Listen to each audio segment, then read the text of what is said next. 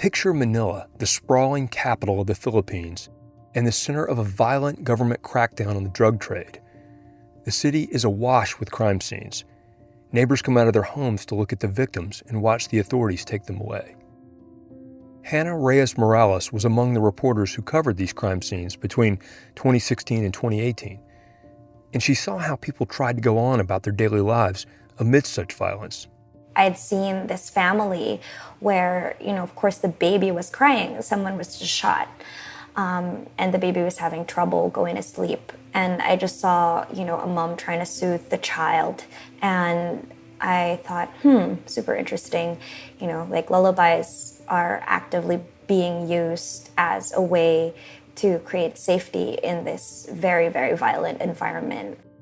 Hannah also thought about when her 4-year-old stepson moved into an apartment with her not too long ago, and how she tried to soothe him with a lullaby.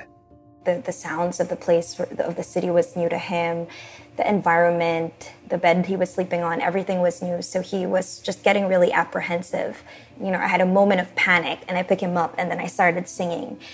And I realized when I was doing that, I started to ask myself, whose fears was I really assuaging? Was it his or was it also mine? Hannah's curiosity led her around the world, documenting songs and nighttime rituals for a project called Living Lullabies. Yalla ينام زيدو يلا يجيه النوم يلا يحب الصلاة يلا يحب الصوم. Mona is one of those grandmothers who's very involved in her grandchildren's lives. Mona Idris is a Syrian refugee Hannah met in Hatay, Turkey. Mona's neighbors would threaten to call the police and report her grandson's crying. So in the middle of the night, she would get up and in fear, she would hold the baby and start singing.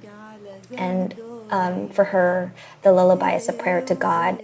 Showing how people comfort each other when things are tough is a strong theme in Hannah's work. And I think, between the story and all my other stories where I've always been asking the question of what constitutes how we make safety for ourselves, one of the things that I learned from lullabies is how much this song, which is so old and so universal, really connects us, not just across geographical locations, but also through time. And I think that gave me a lot of comfort, that as human beings, we have this instinct to comfort, to soothe in the face of all these sort of difficult things that I've been photographing. That has been truly one of the greatest gifts of working on this story.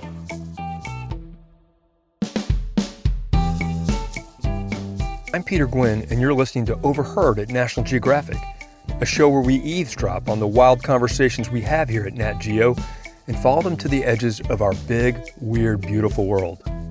This week, I talked to photographer Hannah Reyes Morales, who's covered the war on drugs in the Philippines and forced marriages in Cambodia. She'll share what it was like growing up in Manila and how she got her start in photojournalism and her journey to document the ways people find refuge in the midst of turmoil. More after this.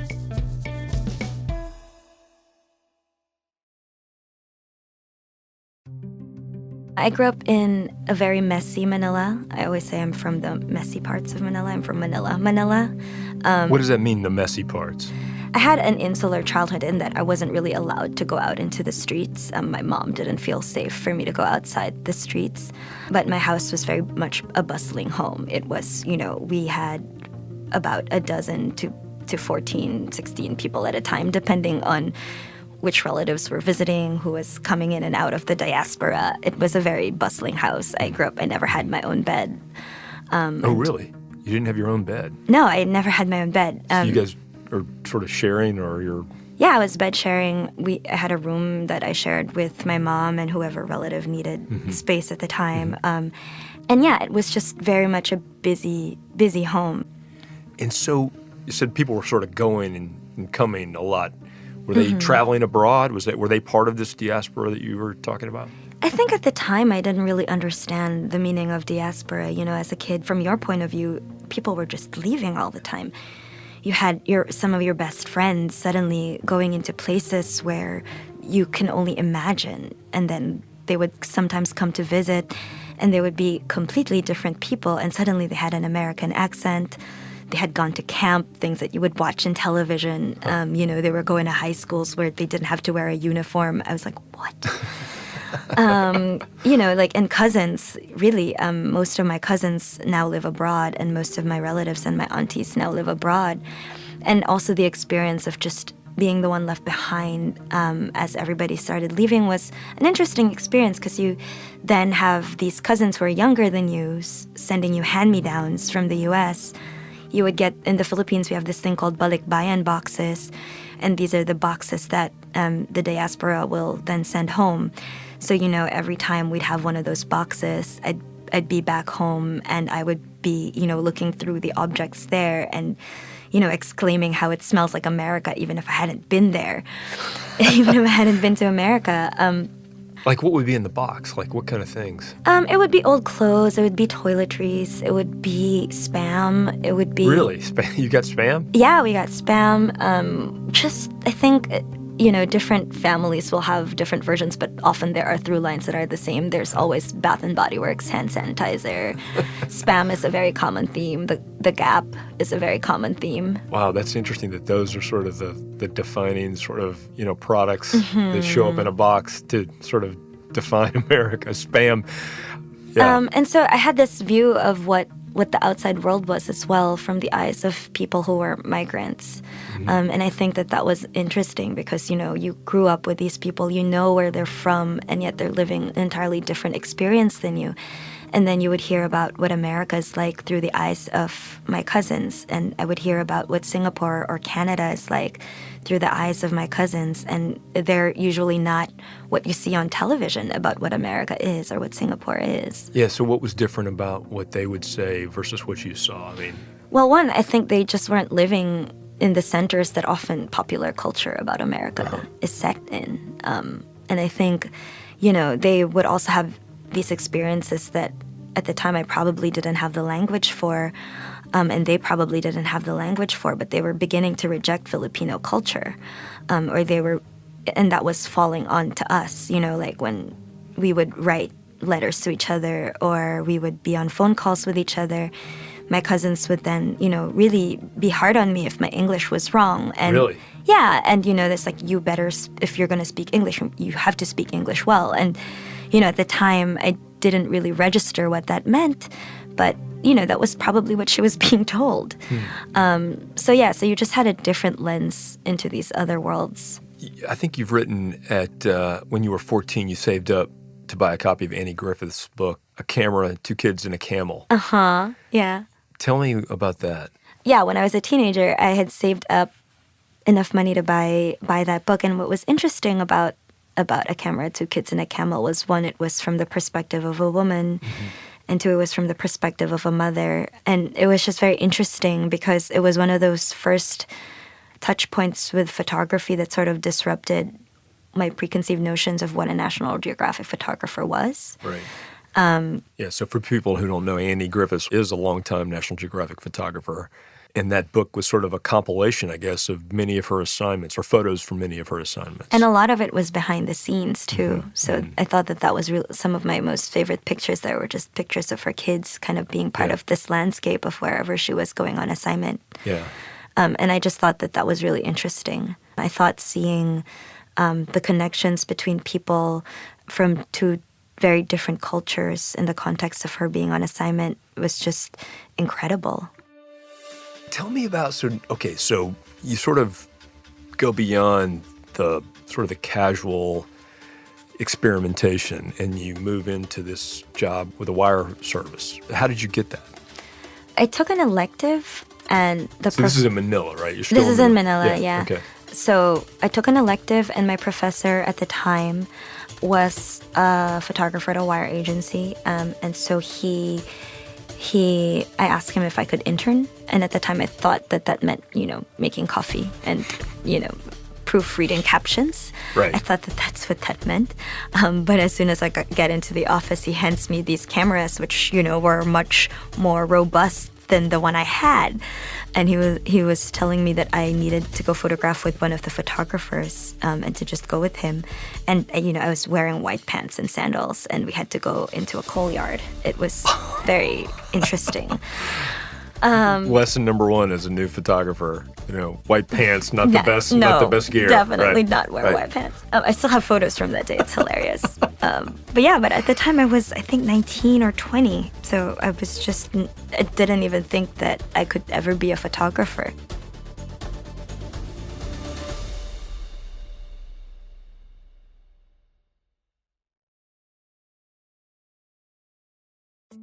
So how did working as a photographer in this really early period change the way that you thought of yourself? I think working in The Wire was really, really good for me in that I learned how to be quick with making an image. I learned how to sometimes make an image when some place is just not visual. Mm-hmm. But in a lot of ways, I think after having worked there and what I know now, I think there was a lot of things that I also had to unlearn. In terms of how I thought about story, because also in a lot of ways I didn't fit in that world. At the time I was one of very few women. I was one of very few young women, and it was all these, really quite like burly Tito type, uncle type men who are great, but you just aren't quite a fit with them. And at the time I think I was just trying to fit in, and then I wasn't really myself. I was trying to be more masculine, trying to be more badass. And that just isn't my strength right now. Like, I know now that I'm at this stage, I know that my strength is that I can, be invisible, that I can come into a space and be part of it and document moments intimately. But, at the time, it was just a very different landscape that I was navigating, and I thought that was what I needed to be. Yeah. And I think that was very discouraging because it just wasn't who I was. And I don't think that photographers should have to kill who they are in order to be photographers. So you had this desire to kind of go deeper on some stories, and you ended up moving to Cambodia. How did you decide to move to Cambodia? I'd always wanted to move abroad. So my boyfriend at the time, who's my husband now, had a job offer both in Manila and in Cambodia. And we knew we wanted to be together. So he said, "Would you like to move with me?" And so I just did. It was one of those kind of things you decide on a whim. And it was the first time I'd ever been introduced to a more international photography community. They have, the Angkor Photo Festival there. So that was really interesting, kind of like being around other photographers from different places. Well, it's interesting you tell me this backstory on moving to Cambodia, because the story that I know that you did there was the Only Lovers Left Alive story. Can you talk about that a little bit? So that was a story by one of my friends, Dean Chen, and she wanted to do a story on forced marriages, and it's very different from arranged marriages. People were forcing people to marry each other and to consummate their marriages to show their loyalty to the Khmer Rouge, essentially. But then there were these couples who, in the midst of that and in their shared trauma, fell in love. And so they decided that they wanted to have a real marriage, decades after they were forced to marry each other. And I think that was important for them because, weddings which were validated by the community rather than these forced weddings that they had to do at the time was just an important thing for their relationships. But at the same time, documenting that, but at the same time, remembering how those cases are very sweet and it's very heartwarming to see them, but also how do you document that in a way where you also don't forget how terrible that experience was and how traumatic that experience was and how rare also these people are. So that was, I guess, what we were trying to navigate at the time. Well, and was this one of the first stories where you felt like you had to kind of like really be sort of on intimate terms with people to sort of capture these kinds of images? It wasn't the first story that I had felt that. I think the first story that I was capturing intimate moments was a story I did on the woman who raised me, Nanay. As a child, I'd always puzzled about why domestic workers weren't part of family pictures. So I was doing that story because I just wanted to take their pictures and I wanted them to be part of our family history. And I just wanted them to be part of my archive of images of my own family. So I was documenting how their lives look like when they're navigating employment and family in parallel. So that was sort of like my first photo documentary story. And interestingly enough, years later, after I had done that story, Anthony Bourdain went to the Philippines and he did a chapter on domestic workers cooking. And one of the pieces that they wanted to produce as kind of like a web counterpart of the episode of Parts Unknown was they wanted to produce these photo stories. And so they reached out to me and they wanted to publish my work on Nanay. As an additional sidebar piece to that, they published one of her recipes. And I took the food photos of her recipes. And so it just felt it came full circle. Because when I was starting to do that story, I didn't really know where it would end up. I was doing it mostly for myself. Right. And it was like an interesting exercise in connecting with Nanay now that I was an adult and I hadn't lived at home for a long time. And we took the pictures and then it came out with her recipe. And I thought that was a really lovely sort of way to celebrate her and her life.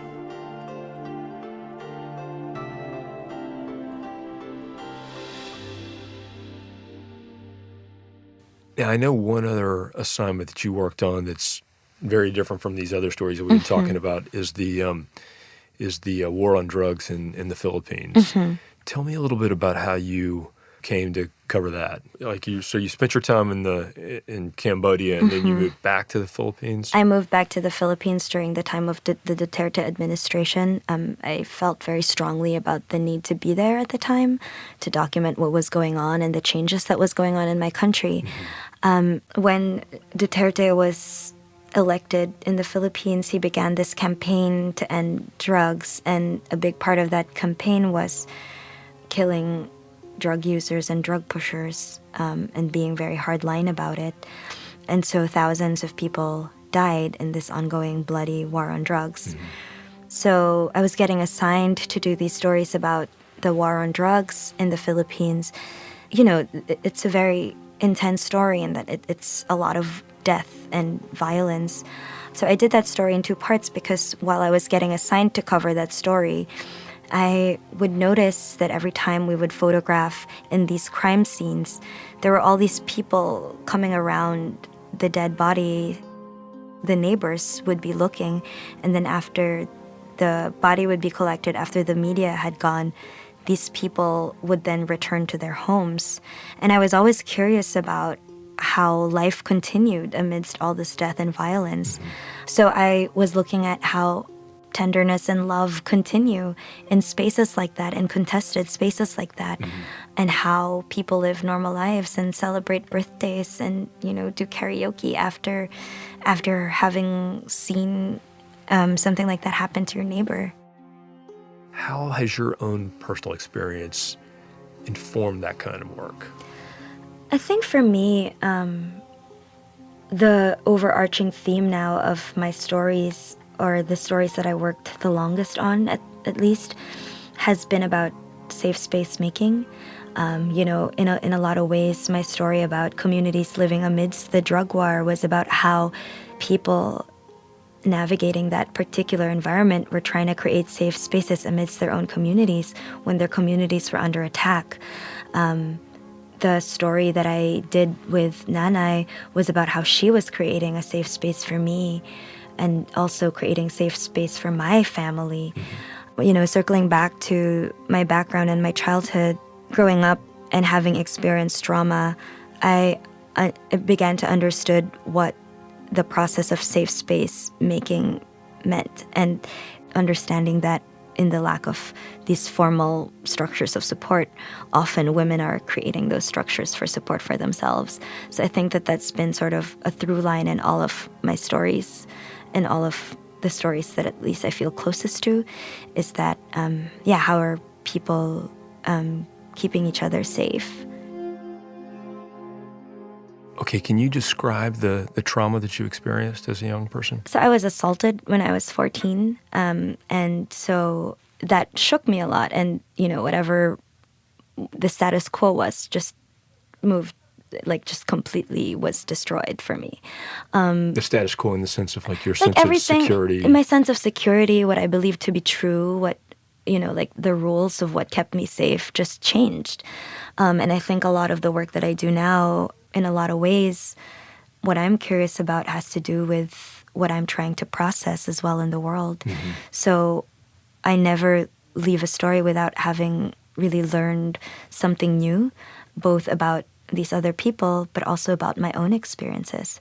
Every time when you're working really hard on a story, you get these moments where you just find someone whose incredible grace and whose incredible resilience and whose incredible way of processing the situation that you're trying to document just really reveals so much about humanity to you. And I think that that's just what keeps me going in the work and what keeps me interested in these stories, because I'm always learning something new and I'm always finding things that I think are very surprising. Hannah Reyes Morales, thank you very much. Thanks.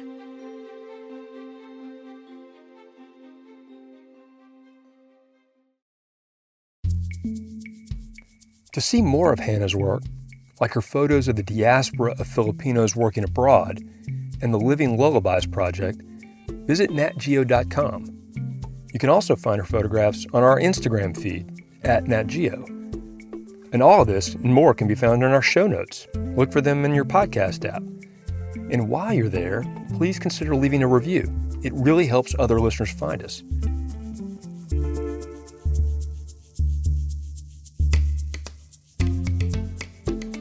Overheard at National Geographic is produced by Laura Sim, Brian Gutierrez, Alana Strauss, Marcy Thompson, and Jacob Pinter. Our senior editor is Eli Chen. This episode was also edited by Bob Molesky. Our executive producer of audio is Devar Ardalan, who also produced this episode. Michelle Harris fact-checked this episode. Hansdale Sue composed our theme music and engineers our episodes. The National Geographic Society, committed to illuminating and protecting the wonder of our world, funds the work of National Geographic explorer Hannah Reyes Morales. This podcast is a production of National Geographic Partners. Whitney Johnson is the Director of Visuals and Immersive Experiences. Susan Goldberg is National Geographic's Editorial Director. And I'm your host, Peter Gwynn. Thanks for listening, and see y'all next time.